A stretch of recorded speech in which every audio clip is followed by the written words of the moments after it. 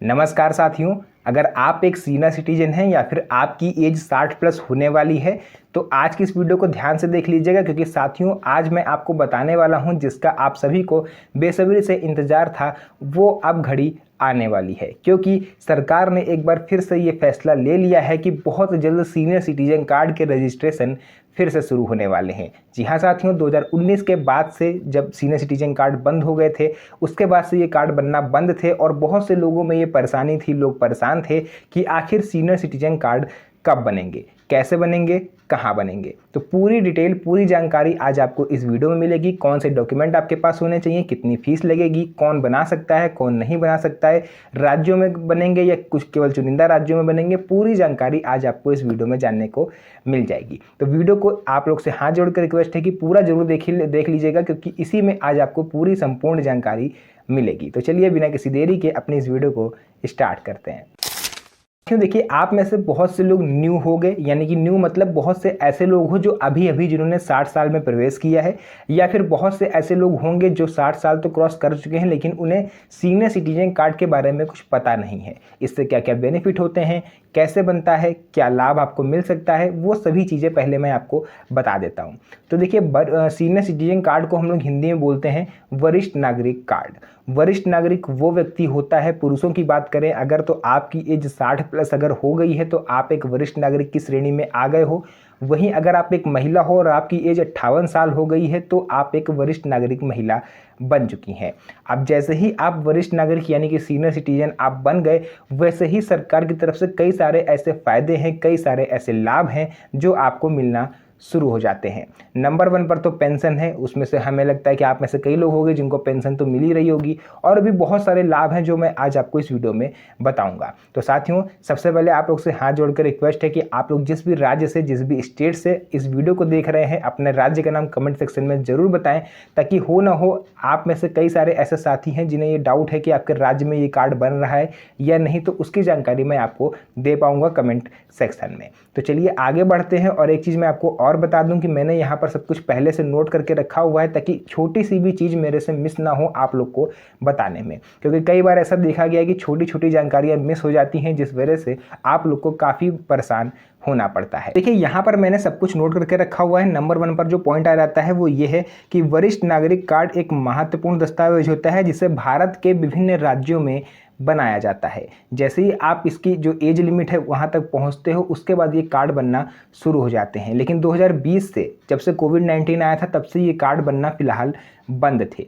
लेकिन अब सरकार एक बार फिर से फैसला ले रही है कि इस कार्ड को दोबारा से ओपनिंग किया जाए। देखिए, सबसे नंबर 1 पर वरिष्ठ नागरिक कार्ड क्या है मैं आपको बता चुका हूँ, एज लिमिट भी मैंने आपको बता दी। दूसरा मैं आपको बताऊंगा, ये कार्ड 2 प्रकार का होता है। एक आपका कार्ड होता है जिनकी एज 60 साल से लेकर के 79 साल यानी 60 टू 79 ईयर्स के बीच में होती है, उनका कार्ड बनता है सामान्य सीनियर सिटीजन कार्ड। और दूसरा होता है गोल्डन कार्ड, यानी कि ये बनता है सुपर सीनियर सिटीजन्स के लिए जिनकी एज 80 साल से ऊपर हो जाती है, यानी कि 82, 83, 90, 95 ऐसे लोगों का बनता है सुपर सीनियर सिटीजन कार्ड। दोनों के फायदे अलग अलग होते हैं, दोनों के लाभ अलग अलग होते हैं, लेकिन बनवाने का प्रोसेस एक होता है। देखिए, वरिष्ठ नागरिक कार्ड के लाभ क्या होते हैं, सबसे पहले तो ये जान लीजिए। नंबर 1 पर देखिए, सरकारी योजनाओं में आप लोग को प्राथमिकता मिल जाएगी। अगर आप एक किसान हो तो पीएम किसान सम्मान निधि योजना का पैसा सबसे पहले आपको मिलेगा। आपने पीएम आवास योजना में आवेदन कर दिया तो उसमें आपको वरीयता दी जाएगी। आपने किसी अन्य योजना में आवेदन कर दिया तो उसमें भी आपको प्राथमिकता मिलेगी। एक तो ये हो गया। दूसरा होता है चिकित्सा सेवाओं में सुविधा आपको मिल जाती है। कई ऐसे हॉस्पिटल हैं जो सीनियर सिटीजन लोगों को कई सारी छूट पर उनकी जांच करवाते हैं, छूट पर दवाएं देते हैं और भी बहुत सारी फैसिलिटीज़ देते हैं। यात्रा रियायतें, देखिए रेलवे में जो आपको कंसेशन मिलता था टिकट में, वो तो फिलहाल 2020 के बाद से बंद है लेकिन चांसेस हैं कि गवर्नमेंट उसको आगे आने वाले कुछ महीनों में, या फिर हो सकता है कि 2025 खत्म होते होते उसको एक बार फिर से शुरू कर दे। लेकिन बस में और एयरलाइंस में अभी भी आपको कहीं कहीं पर छूट मिल जाती है। लाइक दिल्ली में अगर आप रहते हो, आप हरियाणा में रहते हो, तो आपको बसों में मुफ्त यात्रा देखने को मिल जाएगी। ठीक है, लेकिन अन्य राज्यों का भी मेरे को कंफर्म नहीं है। कुछ एयरलाइंस भी हैं जो वरिष्ठ नागरिकों को छूट देती हैं। बैंकिंग सुविधाएं आता है तीसरे नंबर पर, यानी बैंकों में लंबी कतारों में आप लोग को खड़े होने को नहीं मिलेगा। यानी आप अगर बैंक में जाते हो अपने किसी भी काम से, पेंशन निकलवाने, केवाईसी अपडेट करवाने, तो अगर लाइन लगी हुई है तो कोई भी व्यक्ति आपसे ये नहीं बोलेगा कि लाइन में आओ, ये कोई नहीं बोलेगा। आप नंबर 1 पर जाएंगे, अपना काम कराएंगे और घर जाएंगे। ऐसा नहीं कि आपको लाइन में खड़े होना है, 2-2 घंटे में नंबर आ रहा है, ये चीज़ नहीं। दूसरा आ जाता है, देखिए पेंशन योजना में सहूलियत तो आपको मिली जाती है। दस्तावेजों की आजीवन वैधता रहती है, यानी ये कार्ड अगर आप एक बार बनवा लोगे तो ये आपका लाइफ टाइम वैलिड रहता है। ये ऐसा नहीं कि इसके एक्सपायरी डेट निकल गई आपके ड्राइविंग लाइसेंस की तरह, ये नहीं होता है। एक बार कार्ड बनवा लेना, ये आजीवन चलेगा।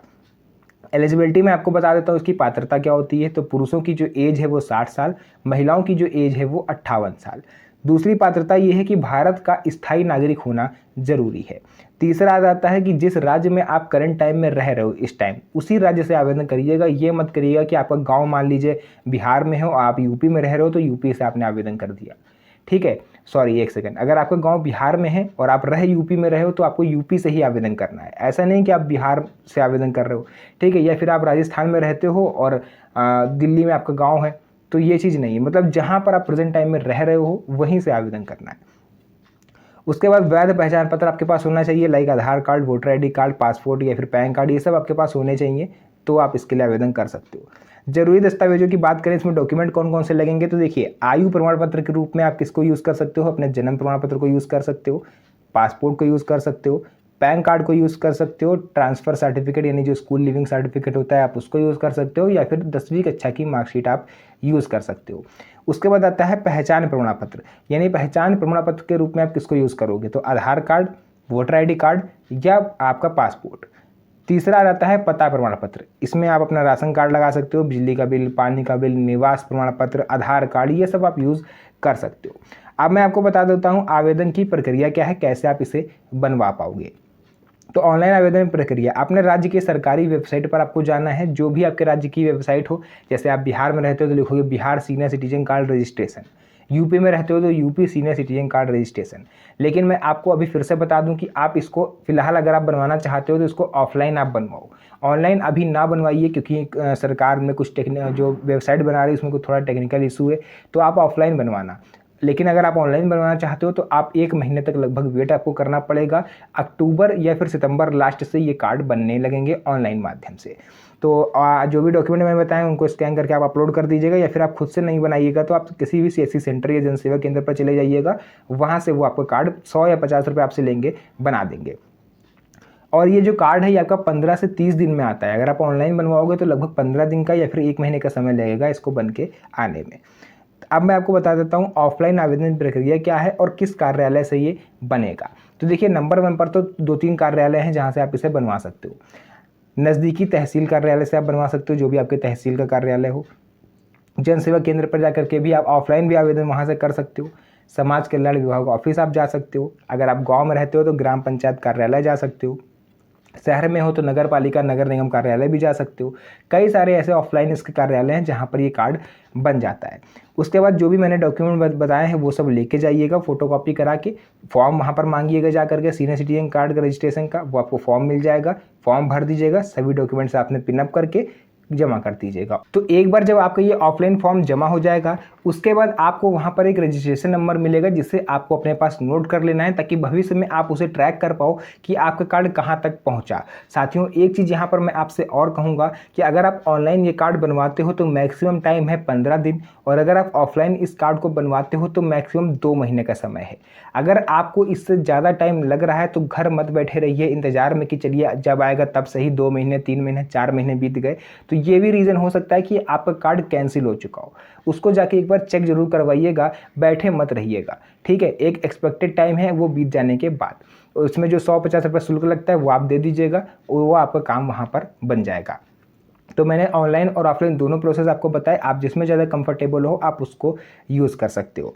उसके बाद आवेदन शुल्क इसका नाम मात्र रहता है 150, वो भी कुछ राज्यों में होता है, कुछ राज्यों में नहीं। एक चीज़ और मैं आपको बता दूं कि राज्य के हिसाब से जो शुल्क है जो नियम हैं वो चेंज हो सकते हैं। तो जब भी आप ये कार्ड बनवाने जाएं तो वहाँ पर सबसे पहले सारे नियम ज़रूर चेक कर लें, क्योंकि कई राज्यों में ये नियम अलग हैं।